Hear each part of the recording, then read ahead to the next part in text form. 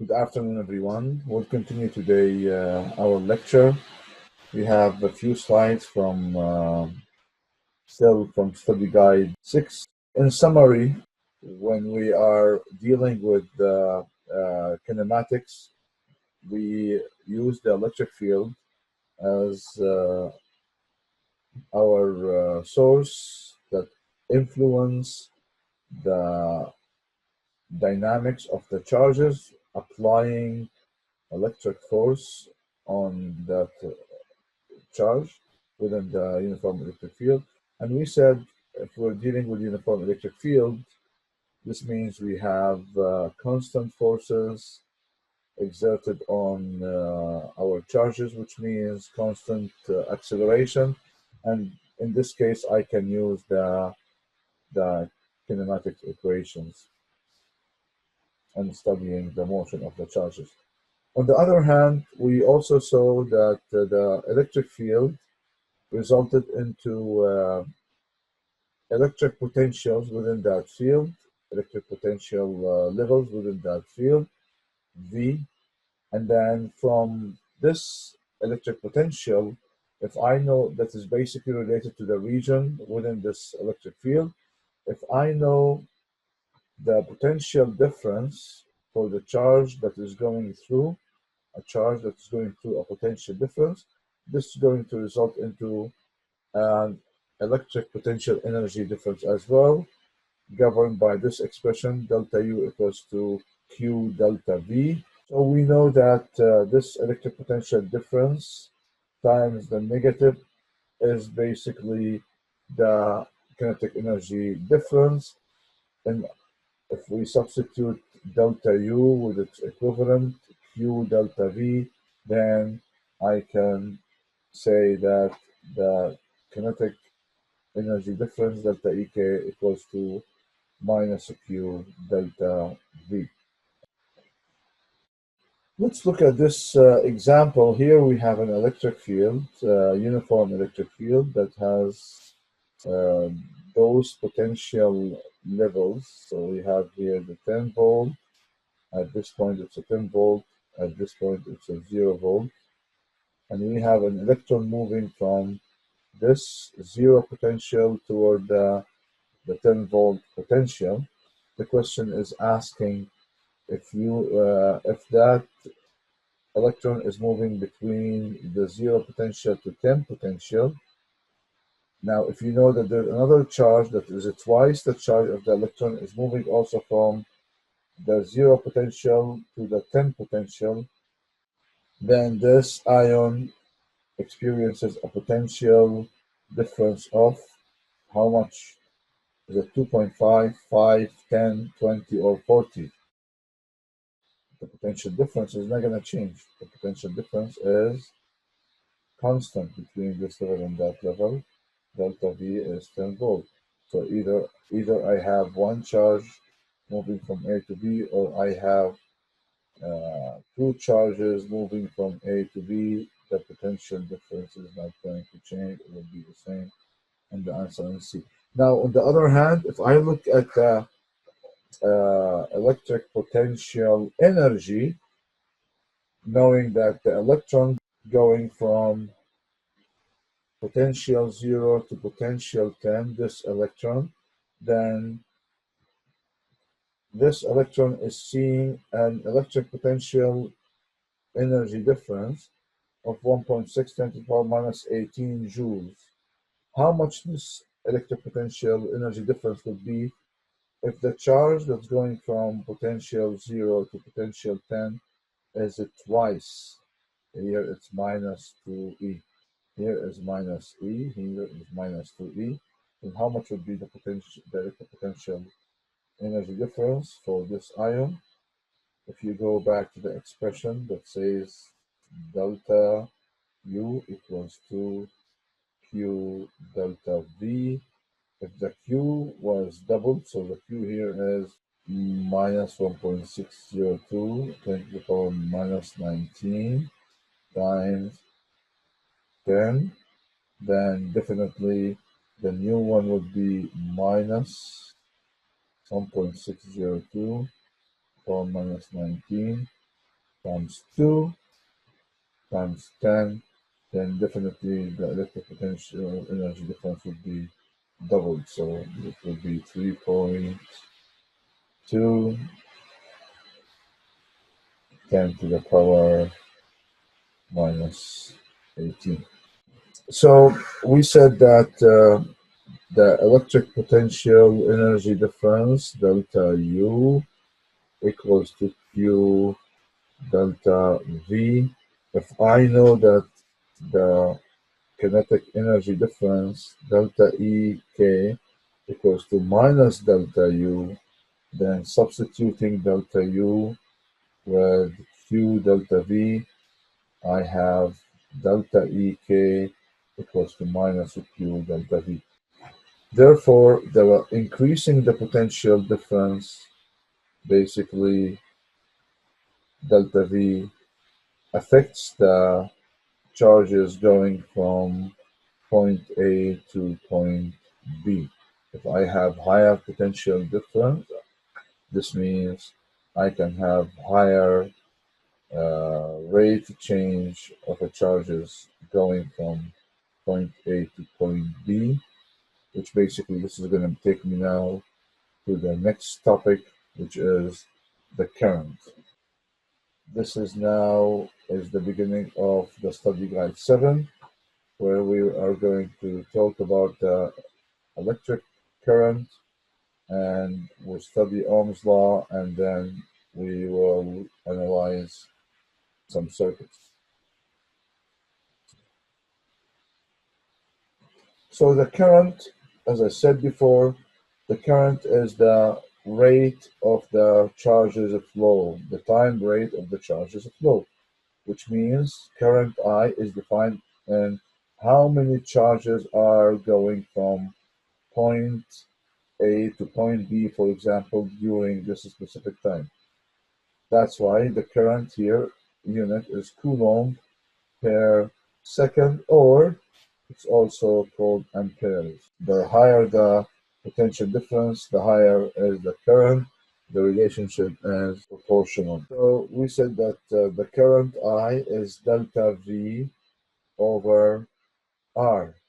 This is Ohm's law. The difference in the potential, electric potential, divided by the resistance gives me the current. This is Ohm's law, where R is the resistance of the material between 2 points. How much is this material resisting the charges to flow from point A to point B? The resistance unit is ohms. This is the unit for the resistance. 1 ohm is 1 volt divided by 1 ampere. The higher the resistance value, the lower the resulting current. And this makes sense because if you have great resistance, the amount of charges that are going to penetrate through this resistance will be less, which means less amount of charges flown per time unit, which means less current.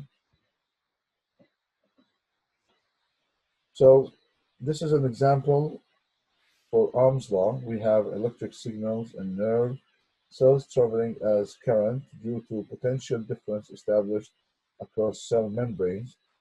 If a potential difference of 80 millivolt is established across a nerve cell in the squid, what is the resulting current through the cell? So we have here the potential difference of 80 millivolt established across a nerve cell in the squid. What is the resulting current through the cell? The resistance of the cell is 12.5 10 to the power 3 ohms. Assume two significant digits here for delta V. So we know that I equals delta V divided by R. So I have the potential difference, I have the resistance, then I can say that I equals to 80 millivolt 10 to the power minus 3 divided by 12.5 10 to the power 3 ohm, and I is 6.4 10 to the power minus 6 ampere. If the current flows for 1 millisecond, how many electrons move during that time? So here I have the time, and I know that I equals to delta Q over delta T. And in this case, delta Q is I delta T, or delta Q equals to the current that I found, 6.4 10 to the power minus 6 times 1 millisecond, 1 to the power minus 3, and in this case, delta Q is 6.4 10 to the power minus 9 Coulomb.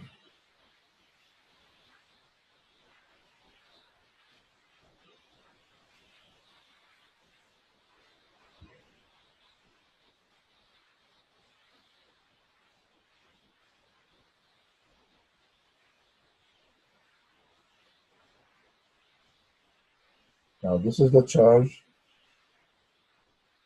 If I want to know the number of the electrons, then the number of the electrons, N, equals to the charge Q divided by the charge of the 1.602 10 to the power minus 19.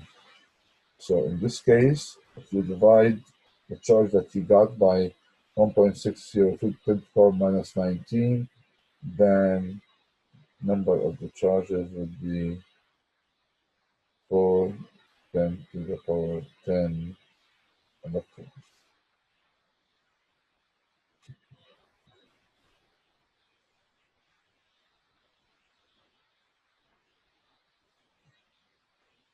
Now here we have circuits that are called DC circuits, and we know that the DC stands for direct current. Direct current, which is basically all currents only moving into one direction. Direct current, current moving only in one direction, and this is the same of what you get from the batteries. Those the AA and the AAA batteries, they generate DC currents. So currents only fly from one polar to another. So in this case, if I am to connect the positive of the battery and the negative of the battery, then I have the charges flying electrons from the negative to the positive, or the holes, which are basically the opposite, flies from the positive to the negative. And we will always take the direction of the current, the positive direction of the current, as the charges flows from the positive terminal toward the negative terminal. So if I have a battery like this, plus minus, and I connected to a motor, for example,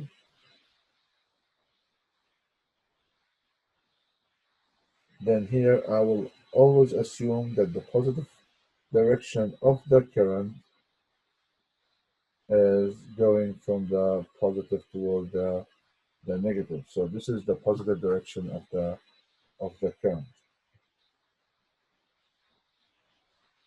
The components that we will be seeing in DC circuit are as follows. So this is basically the symbol of the battery. This is the resistor. This is a light bulb that is switched off. This is a light bulb that is on. This is a wire. That's an ideal wire. That's why we're saying that the resistance for this wire is 0, because we are considering an ideal wire, has no resistance. This is a switch, an open switch, and this one is a closed switch. When it's open, it has no current flowing through. When it's closed, it has zero resistance, which basically means it consumes no power, and all the current will be flowing in this way. So some examples. Here we have a light bulb in this circuit that basically has a 12 ohm resistance. So this light bulb has a 12 ohm resistance. Uh, this is the internal resistance of the bulb. It is connected to a 6-volt battery, as you can see here, through a switch. So I have here a switch that can close and open. Right now it is open. Now when the switch is closed, here on the right, what is the electric potential at position A and position B? We have the switch closed here. I need the potential at A and the potential at B. In this case, definitely the potential at A will be the same as the potential here on the positive terminal of the battery. And the potential at B will be the same as the potential here at the negative terminal of the battery. So VA equals to 6, VB equals to 0. And why is that? Because this wire has zero resistance, which means that the potential here will be equal to the potential here. And the same thing applies here. This wire has no resistance, and the potential at B would be the same as the potential at the negative terminal here. What is the current through the bulb? What is the current through the bulb? I have now a closed circuit that has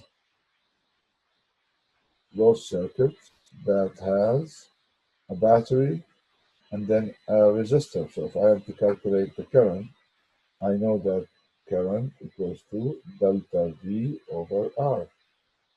Delta V is 6, R is 12, then the current is half an ampere. What is the current through the battery? Here. Well, the current through the battery will be the same as the current through the resistor. It is one closed circuit. So the same current is going to flow in all those components, the battery and the resistor. So the current through the battery is the same, 0.5 ampere. In which direction does the current travel? Remember, we talked about that. We said that in circuits, we will assume current flows from the positive terminal toward the negative terminal. This is the current. That is the direction of the current. Two flash light bulbs, each with 12 ohm resistor, are connected to a 6-volt battery, as shown with the switch closed. What is the resulting current in the circuit? What is the resulting current in the circuit? Now remember, I have here a closed circuit, as you can see, and this light bulb is connected to that light bulb in series. So here the current is going through the first 12 ohm and then the second 12 ohm in series. So in this case, I calculate the current by the potential difference, delta V, but now this is delta V across both of them. So here delta V divided by 12 ohm plus 12 ohm. Then I equals to 6 divided by 24, and the answer is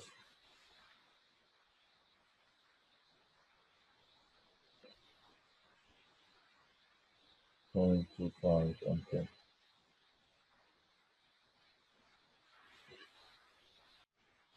From the previous two examples, we can conclude the following.